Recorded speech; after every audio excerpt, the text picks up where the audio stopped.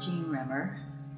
I'll be 64 next year, and I was diagnosed with Parkinson's 4 years ago. I couldn't raise my arm above my head, so I was going to the gym, but I couldn't do some of the exercises. I couldn't run anymore. I'd almost fall off the treadmill.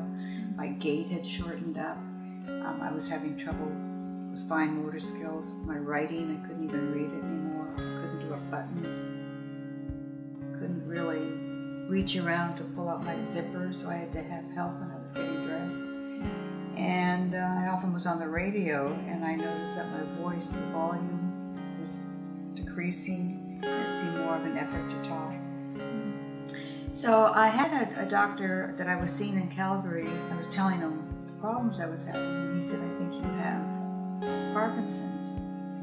And of course I didn't want to have Parkinson's, and I came back and went to my GP, and she said, oh no, you don't have Parkinson's. And finally, by the time my doctor actually said, okay, we'll refer you, 9 months had gone by. So to here in Saskatoon, to get in to see a neurologist, it was going to be a 9-month wait.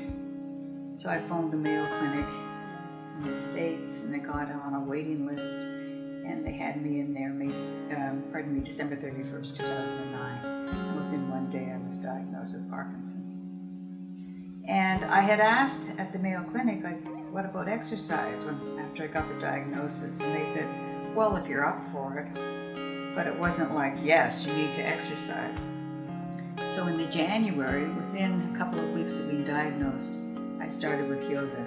And so within 6 months, I was at a point where I could go back to the gym. Most people don't know that I have Parkinson's at this point if I meet somebody for the first time. So what advice would you give somebody who's just diagnosed and they're at square one? Well, that there is hope.